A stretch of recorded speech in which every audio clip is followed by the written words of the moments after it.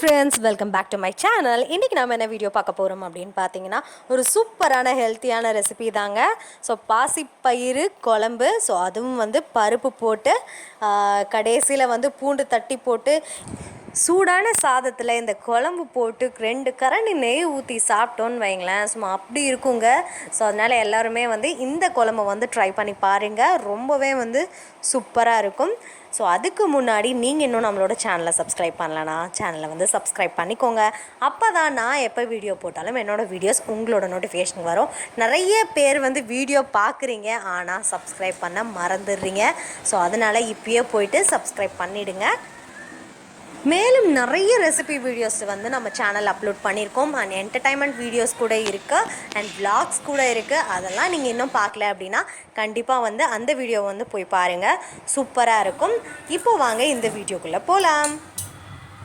இப்போது 1 கப் அளவு வந்து பாசிப்பயிரை வந்து எடுத்துக்கிட்டேன். அதை வந்து நம்ம ரோஸ்ட் பண்ணிடலாம். இதுக்கு வந்து ஆயிலெலாம் எதுவும் ஊற்ற வேணாங்க. நல்லா வந்து ஒரு பேனில் வந்து நம்ம இதை போட்டுட்டு அப்படியே வந்து ஓரளவுக்கு அந்த ஸ்மெல் வருங்க, அந்த பாசிப்பருப்பு வறுப்பட்ட அந்த ஸ்மெல் வரும். ஸ்மெல் வந்த உடனே வந்து நம்ம எடுத்துடலாம். லோ ஃப்ளேமில் வச்சு செய்யணும், அதுதான் வந்து ரொம்ப இம்பார்ட்டண்ட். இது நல்லா வறுப்பட்டுருச்சு, அந்த ஸ்மெல் வந்துடுச்சு. இப்போ இது கூட வந்து நம்ம தண்ணி ஆட் பண்ணிக்கலாம்.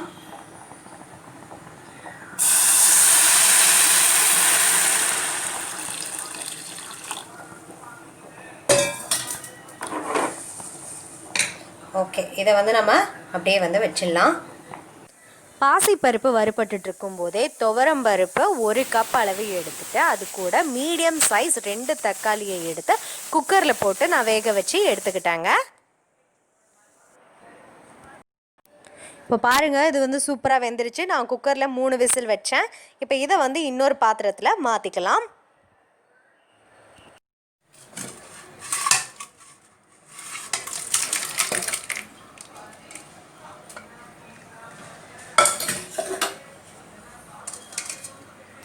இப்போ அந்த தக்காளியை வந்து நான் கரண்டியில் இந்த மாதிரி மசிச்சுக்க போகிறேன்.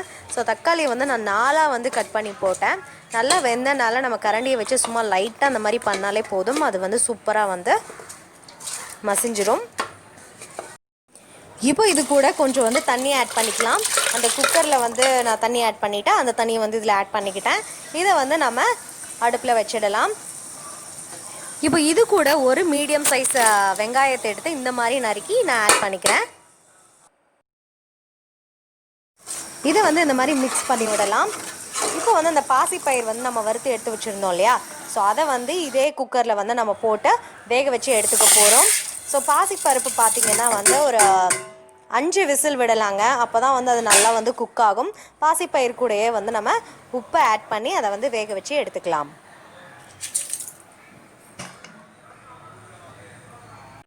இப்போ பாருங்கள், இது வந்து நல்லா கொதிச்சிடுச்சு. இப்போ இந்த ஸ்டேஜில் வந்து நம்ம மசாலாஸ்லாம் வந்து ஆட் பண்ணிக்கலாம். இதுக்கு வந்து நான் 2 டேபிள் ஸ்பூன் வந்து மிளகாய் தூள் வந்து ஆட் பண்ணிக்கிறேன். அது கூடவே வந்து மல்லித்தூள் வந்து 1.5 டேபிள் ஸ்பூன் வந்து ஆட் பண்ணிக்கிறேன். அப்புறம் இதுலேயும் வந்து உப்பு வேணும் இல்லையா, ஸோ அதனால் இதுலேயும் வந்து கொஞ்சமாக உப்பு ஆட் பண்ணிக்கிறேன். ஏன்னா நம்ம பாசிப்பருப்பு வந்து வேக வச்ச அந்த தண்ணியோடு ஆட் பண்ண போகிறோம், அதுலேயும் வந்து உப்பு இருக்கும், அதனால பார்த்து உப்பு ஆட் பண்ணிக்கோங்க.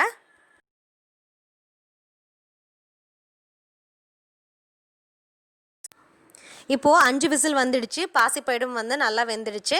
இது வந்து ஊற வைக்காத பாசிப்பயிறு தாங்க, நீங்கள் பார்த்துருப்பீங்க இல்லையா. ஆமாம், இது வர பாசிப்பயிறு தான். ஸோ அதனால் வந்து டேஸ்ட் வந்து கூடவாக இருக்கும். நீங்கள் ஊற வச்சு பண்ணாலும் பண்ணலாம் இதே ரெசிப்பியை, இருந்தாலும் ஊற வைக்கிறத விட இந்த மாதிரி பண்ணி பாருங்கள், டேஸ்ட் வந்து அட்டகாசமாக இருக்குங்க. அந்த பாசிப்பயிரை வந்து தண்ணியோடு வந்து நம்ம இது கூட வந்து ஆட் பண்ணிக்கலாம்.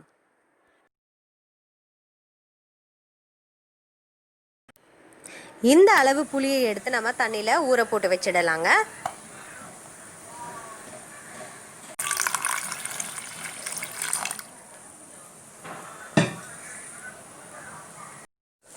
குழம்பு நல்லா கொதி வந்த உடனே வந்து நம்ம புளிக்கரைசலை வந்து இதில் ஆட் பண்ணிக்கலாம்.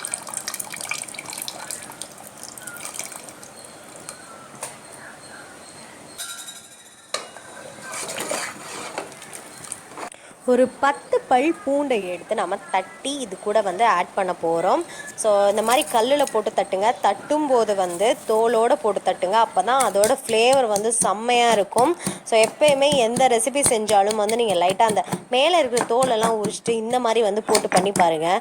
உண்மையிலே வந்து சூப்பராக இருக்குங்க. ஓகே, இப்போ வந்து தட்டியாச்சு. இதை வந்து நம்ம குழம்போட வந்து ஆட் பண்ணிக்க போகிறோம். ஸோ ஆட் பண்ணிக்கலாம். நம்ம வந்து பூண்டு போட்டதுக்கப்புறம் வந்து குழம்பு ஒரு 5 மினிட்ஸ் கொதிச்சா போதுங்க. அவ்வளோதாங்க, குழம்பு ரெடி ஆகிடும். ஸோ இப்போ பூண்டு போட்டாச்சு. ஒரு 5 மினிட்ஸ் வந்து இந்த குழம்பு கொதிக்கட்டும். கொதித்ததுக்கப்புறம் வந்து நம்ம தாளிப்பு சேர்க்க போகிறோம். ஸோ என்ன போட்டு தாளிக்க போகிறோம் அப்படின்றத வந்து பாருங்கள். ஓகே, இப்போ ஃபைனல் ஸ்டேஜுக்கு வந்தாச்சு. நம்ம தாளித்து ஊற்ற போகிறோம். ஸோ அதுக்கு வந்து பார்த்திங்கன்னா வந்து நான் கடலெண்ணெய் எடுத்துக்கிட்டேன். 3 டேபிள் ஸ்பூன் அளவுக்கு கடலெண்ணெய் எடுத்துக்கிட்டாச்சு. அது கூட வந்து 1/2 டேபிள் ஸ்பூன் வந்து கடுகு, 1/2 டேபிள் ஸ்பூன் வந்து உளுந்து.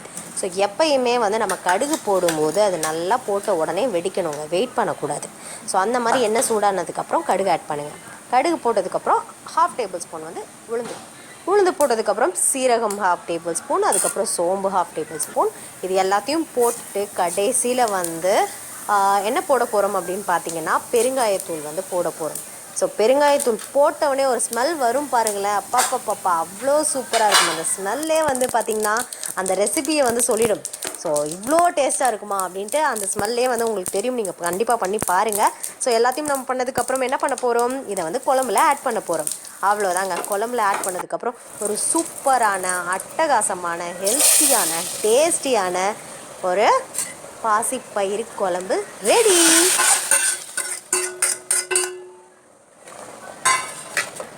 ஓகேங்க, இந்த ரெசிபியை வந்து நீங்களும் ட்ரை பண்ணி பாருங்கள். எப்படி இருந்தது அப்படின்றத வந்து கமெண்ட் செக்ஷனில் வந்து கண்டிப்பாக வந்து ஷேர் பண்ணுங்கள்.